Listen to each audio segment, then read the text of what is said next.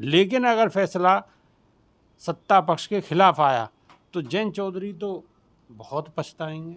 देखो साहब, जयंत चौधरी जी की हालत वही रहेगी जो एक शेर था ना, ना खुदाई मिला ना मिसाले सनम, ना उधर के रहे ना इधर के रहे।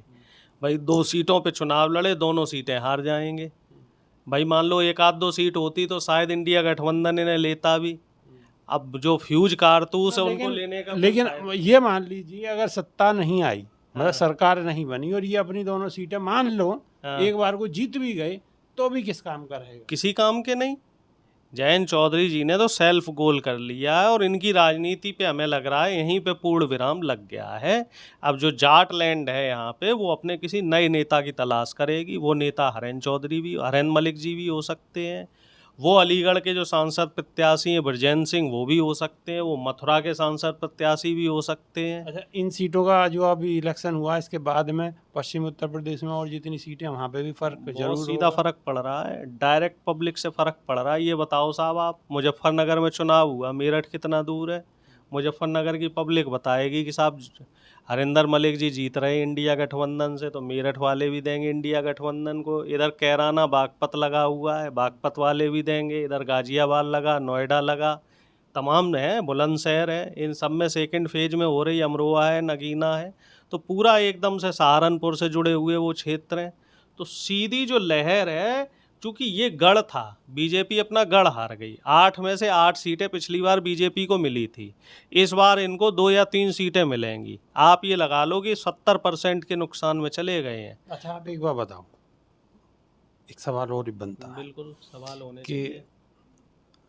जो राम को लाए थे हम उनको लाए, वो आपने सुना ही होगा, बहुत जोर तोड़ से जो है पब्लिक ने बता दिया ना कौन कैसे लाया। बखान किया जा रहा ये था। बताओ, ये राम को लाए थे कि राम इनको लाए थे? राम को तो कोई नहीं ला सकता, राम दुनिया को लाए हैं। इनको लाए थे। देखिए, ये राम के नाम पे आए थे, ये राम के नाम पे आए थे और राम के नाम पे ही जा रहे हैं। राम के नाम का व्यापार करके ये आए, झूठ बोला और राम के नाम का इतना ज़्यादा प्रचार कर दिया कि मोदी जी अपने आप को राम से बड़ा बन गए, राम को बालक बना दिया। मोदी जी जो है उनकी हाथ पकड़ के लेके जा रहे हैं, तो जनता ने भी समझा दिया। और अभी देख लेना 4 जून को कि कैसे झोला लेके जो है फकीर चलेगा। एक सवाल बड़े निष्पक्ष तरीके से हम जवाब चाहेंगे कि आप अगर बिल्कुल निष्पक्ष तरीके से सच्चाई से एक जवाब दें तो अच्छा लगेगा, हमें भी अच्छा लगेगा और जनता को भी अच्छा लगेगा। शहरों में जो हाईटेक शहर हैं, आप दिल्ली एनसीआर में रहते हैं या बड़े बड़े शहरों में रहते हैं, और शहरों में आप हमने सब नहीं देखा है कि भगवान श्री राम का एक जो है एक डंडे के ऊपर झंडा अधिकतर लगा हुआ देखा होगा, और एक हनुमान जी का जो क्रोध में है, मतलब वो पता ना किस तरीके से एक पिछले कुछ सालों में तैयार किया गया है। मतलब हनुमान जी का ऐसा, मतलब उनका ना तो ऐसा कभी हमने उनके बारे में ऐसा पढ़ा है और ना सुना है, जिस तरीके से वो दिखाया जाता है कि बड़े क्रोधित हैं, बहुत गुस्से में हैं। और वो एक ऐसा ट्रेंड चलाया जा रहा है कि वो लोगों पे, गाड़ियों पे भी पीछे अपने शीशे पे भी लगाने लगे, उसे उसका झंडा भी बनने लगा। तो वो भी एक कहीं ना कहीं प्रतीक के तौर पे कि भाई ये बीजेपी के प्रतीक, ये बीजेपी का प्रतीक है। वो पेटेंट भाई पेटेंट, हाँ पेटेंट भी कह सकते हैं आपकी भाषा में, उसे पेटेंट भी कह सकते हैं। अच्छा, कहीं आप जो पश्चिम उत्तर प्रदेश के गांव में जाओगे तो ऐसी चीज़ें आपको वहाँ पे नज़र नहीं आएंगी, चाहे वो किसी भी पार्टी को सिर्फ और सिर्फ बड़े बड़े शहरों में मिलेगी।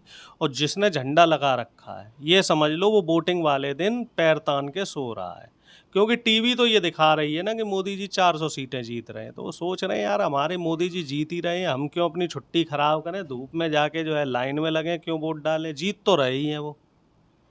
यहाँ पे जो इम्पोर्टेंट बात है कि जो राम के नाम पे ये छल प्रपंच इन्होंने रचा, और जो गोदी मीडिया जो अति संयुक्ति कर रहा है, वो अति संयुक्ति इन्हीं को भारी पड़ रही है। जो एनालिसिस है, वोटर जो है, वोट की जो एनालिसिस करने वाले लोग हैं, चुनावी जो समीक्षा करते हैं लोग, वो लोग ये बता रहे हैं कि ये मोदी जी के जीवन का अब तक का सबसे बड़ा सेल्फ गोल है।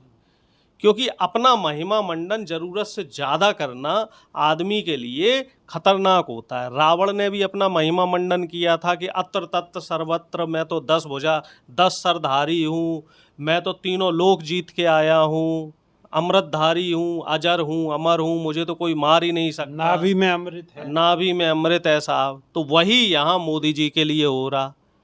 क्या हो रहा है कि साहब वो देश से भी बड़े हो गए, वो भगवान से भी बड़े हो गए, वो अमेरिका के जो राष्ट्रपति हैं उनसे भी बड़े हो गए, वो इस ब्रह्मांड से भी बड़े हो गए। उनका महिमा मंडन इतना ज़्यादा हो गया कि अब जनता को लग रहा है कि भैया इतने भारी आदमी को सत्ता में बिठा के करोगे क्या, जो अपने आप को इतना बड़ा मान रहा है।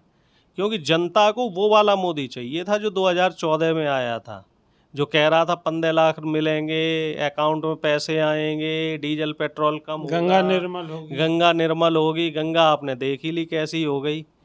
गंगा तो मैली हो गई, पापियों के पाप धोते धोते। गंगा के साथ यमुना, कावेरी, जितनी नदियां हैं सब मैली कर दी इन लोगों ने। और नुकसान किसका हो रहा है? आम पब्लिक का। आटा सस्ता होना चाहिए और ये क्या कर रहे हैं? आटा महंगा कर दिया। सिर्फ 5 किलो राशन दे रहे हैं। और जबकि इनका जो कोर वोटर है बीजेपी आरएसएस का सवर्ण वोटर, उसके भी गांव में जाके इंटरव्यू ले रहे हैं जो पत्रकार, वो ये कह रहे हैं कि साहब 5 किलो राशन से होगा क्या? उसमें तेल भी चाहिए, नमक भी चाहिए, सब्जी भी चाहिए। अरे भैया कपड़े भी तो चाहिए, कपड़े भी चाहिए, गैस। बच्चों को कपड़े चाहिए और स्कूल के लिए फीस भी चाहिए। बच्चों को स्कूल में नहीं पढ़ाना, लेकिन फीसें कितनी महंगी हो आपने गई। ऐसी वीडियो भी देखी होंगी कि हम महंगी सब्जी खा लेंगे, हम महंगा वो डीजल चुनिंदा ले लोग हैं, लेंगे। वो फ्लैट वाले हैं, हायर सोसाइटी वाले हैं, जिनके अकाउंट में पैसे आ रहे हैं ना ठीक ठाक। और वो लोग हैं कितने आपको भी पता है। हमारे देश में 60% जनता जो है वो अभी भी गरीबी रेखा से नीचे है। उसको सरकारी नौकरी चाहिए जिससे कि उसका परिवार मुख्य धारा में आए। नौकरी इन्होंने दी नहीं। उसको फसल का सही दाम चाहिए जिससे कि उसका जो है गुजारा चलता रहे। क्योंकि जिस हिसाब से आपने एजुकेशन महंगी कर दी, इलाज महंगे कर दिए, तो उसके लिए पैसा कहाँ से आएगा पब्लिक के पास? और सरकारी अस्पतालों में, स्कूलों में वो मूलभूत सुविधाएं आपने दी नहीं, तो जनता परेशान है। लेकिन जनता बहुत शहर परेशान लेकिन जो जनता शहरों में रह रही है और जो ठीक ठाक अपने फ्लैटों में रह रहे हैं, उनमें और गांव देहात की जनता में आप कितना अंतर मान रहे हैं और उनकी सोच में कितना अंतर मान जमीन रहे हैं? आसमान का अंतर है। शहर की जनता जो है वो चादर ताने सोई है, क्योंकि उनको पूरा यकीन है, 200% यकीन है कि मोदी जी आएंगे और जो उनकी जैसे चल रही है चलती रहेगी। अच्छा, इसलिए इसकी अब वो सबसे वोट बड़ी डालने इसकी नहीं इसकी सबसे बड़ी वजह आप क्या मानते हैं? टीवी टीवी मतलब टीवी पे जो गोदी मीडिया सुबह से शाम तक दिखा रहा है। आप फिल्म देखो तो उसमें मोदी की गारंटी आ रही, तो पब्लिक खुश है। जो शहर की पब्लिक है वो खुश है, यार मोदी आ ही रहा है, क्यों टेंशन? इसे आप खुशी मानेंगे या भ्रमित मानेंगे? भ्रमित है ना। मैं कह तो रहा हूँ कि जो अंधभक्त है वो खुश हैं, वो इसीलिए वोट डालने नहीं जा रहे। आप देखना भी गौतम बुद्ध नगर में भी चुनाव होगा 2-3 दिन में, तो यहाँ का भी वोटिंग परसेंटेज पिछली बार से 3-4% कम निकलेगा।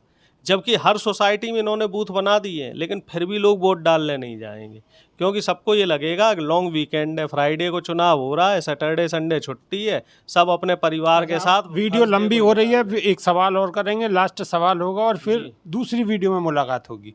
तो 4 तारीख को क्या देख रहे हैं? 4 तारीख को फकीर झोला लेके उठेगा, यहाँ से निकल लेगा, लंबा निकल जाएगा फकीर हमारा। और जनता, जब फकीर यहाँ से जाएगा तब जनता को पता लगेगा कि इसने क्या क्या किया, तब इसके घोटाले निकल के आएंगे। तो फिर क्योंकि हिसाब अभी तो किताब सारी- होगा? बिल्कुल होगा, हिसाब किताब होगा, सूद समेत होगा। और जनता का जो पैसा है वो जनता को दिया जाएगा, ब्याज समेत दिया जाएगा। वाकई हम सस्ता डीजल पेट्रोल देंगे, वाकई सस्ती शिक्षा देंगे, सस्ती चिकित्सा देंगे, और जो आटे दाल चावल इन पे जो जीएसटी बढ़ रखी है वो कम होगी। किसानों के सारे कर्ज माफ़ होंगे। महिलाओं को अकाउंट में जो है ना 1 लाख रुपया मिलेगा। युवाओं को 1 लाख रुपए ट्रेनिंग के मिलेंगे, जिसके नाम पे मोदी जी अभी धोखेधड़ी कर रहे हैं।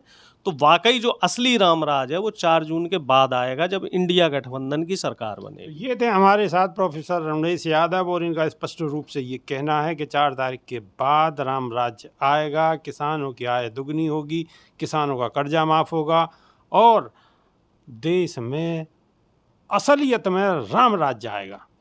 अब राम राज्य आएगा या नहीं आएगा ये सब कुछ जनता जनार्दन के ऊपर है, और ये वोट का अधिकार जो संविधान में हम सबको दिया हुआ है उसका आप भरपूर तरीके से प्रयोग करें, यानी कि मतदान जरूर करें। और 4 तारीख को पता चलेगा हमको और आपको कि स्थिति क्या होने वाली है और ऊंट किस करवट बैठने वाला है। तो जब तक के लिए बने रहिए हमारे साथ। बहुत बहुत शुक्रिया, धन्यवाद, नमस्कार।